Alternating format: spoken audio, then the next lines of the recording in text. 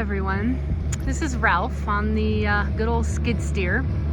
I made spoils piles with the backhoe and he's just grabbing them and bringing them up the berm.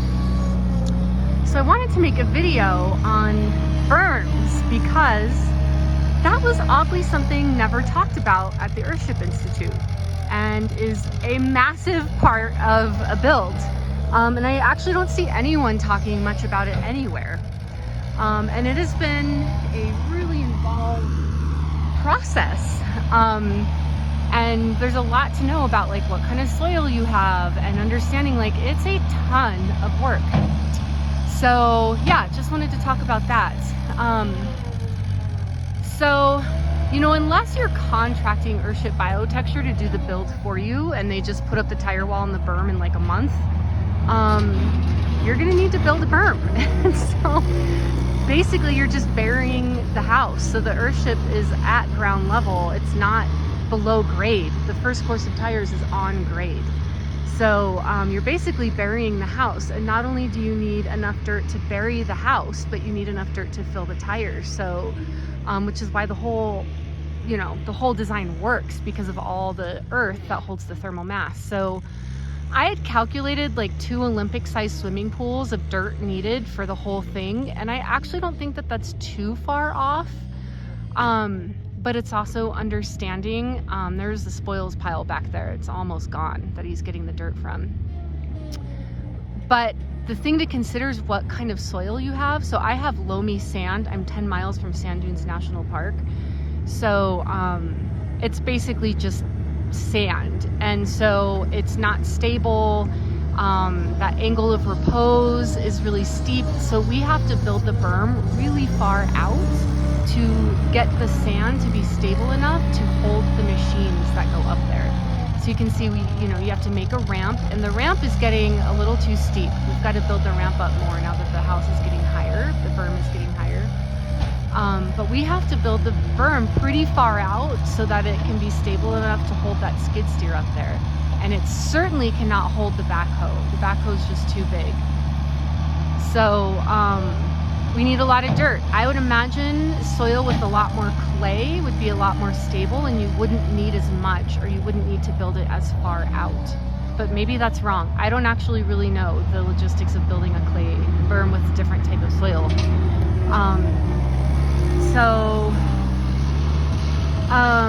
that's the thing to know. And then also, do you have the machinery? Like, it's really expensive to rent machines, and then you're renting them. And if you're building like me, where it's just at my own pace, I don't know when I'm gonna need the machines. Like, I'm just, building as fast as I can, but sometimes it's slower and sometimes it goes faster.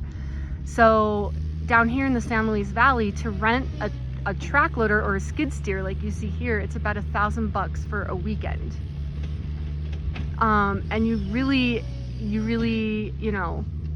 that's not a lot of time. And so you end up spending a lot of money. So my friend Eric and I bought this backhoe, and that's been huge. The backhoe got us about 6 courses through without needing any other machine.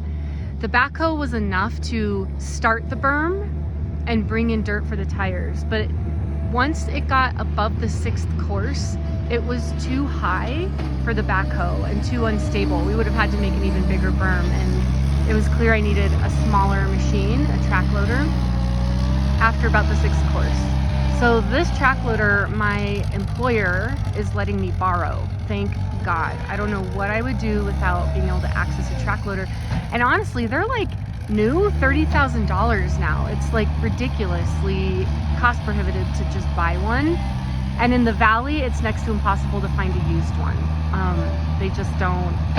Everyone has them and everyone needs them. They're so useful. It's really hard to find a used one. So I have been blessed with being able to borrow one from my employer. Otherwise, I'd be spending a lot more money. And the other thing to consider is down here, the rentals aren't always available. A lot of times there's like one main rental place. Their track loaders are all booked out for the season. And so it's really hard to get them, and they're really expensive. So it's one thing to consider when you're building an Earthship is like, how are you gonna move all the dirt? Do you have the machinery? If not, where are you gonna get the machinery? etc. What kind of soil do you have? And then I'll just show you, these are the dirt pits. So I have 3 pits this size. This is a 20 by 40 feet and about 4 feet deep pit. There are now 3 of them. Here's the other one, and I'm literally just digging the earth right next to the build, because obviously you don't want to be carrying and driving dirt all over the place. So, and then there's a 3rd pit behind this one on the other side. Basically this trailer, below this trailer is where the other pit is. And what we're doing is, so 3 20 by 40 pits, 4 feet deep, were not enough. That got us to about the 9th course. So now we're taking these 2 pits that you see here, behind the one in the foreground, and then there's one behind it near the solar panels. We're actually, there is like a strip of land between them. We're digging that strip out. So now we're gonna have a massive 40 by 40 foot square pit that's gonna be about 4 feet deep.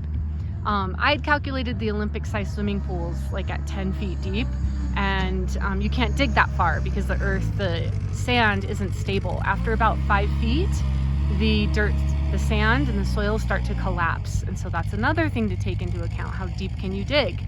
With clay, you can probably dig a lot deeper, but not with sand. So yeah, so anyway, we're digging out this middle strip here, and that'll probably get us, it might get us to the 12th course, but then there's going to be finishing work on the berm. So yeah, it'll end up being probably a 40 by 40 by 4 foot deep pit, and then another 40 by 20 by 4 feet, and even maybe a little more than that, I don't know. And then the last thing to consider is how to keep this berm from blowing away. At Earthship Biotexture in Taos, you see a lot of Earthship, the berms mostly just have plants growing on them. Here, that's not necessarily reasonable. There's so much wind here, it just blows away. And watering and, you know, those things can be really problematic. And so I think what I'm gonna do is suck it up and spend the money to put gravel on top of the berm, so that it just stabilizes the berm instead of figuring out plants.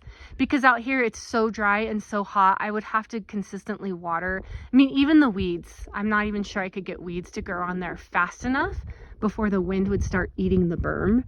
And I don't want to, you know, twice a year keep digging more dirt and putting more dirt on it because the wind's taking it away. So I think what I'm going to do is just suck it up and buy gravel and cover the whole berm in gravel to stabilize it. I think that makes the most sense for this soil type.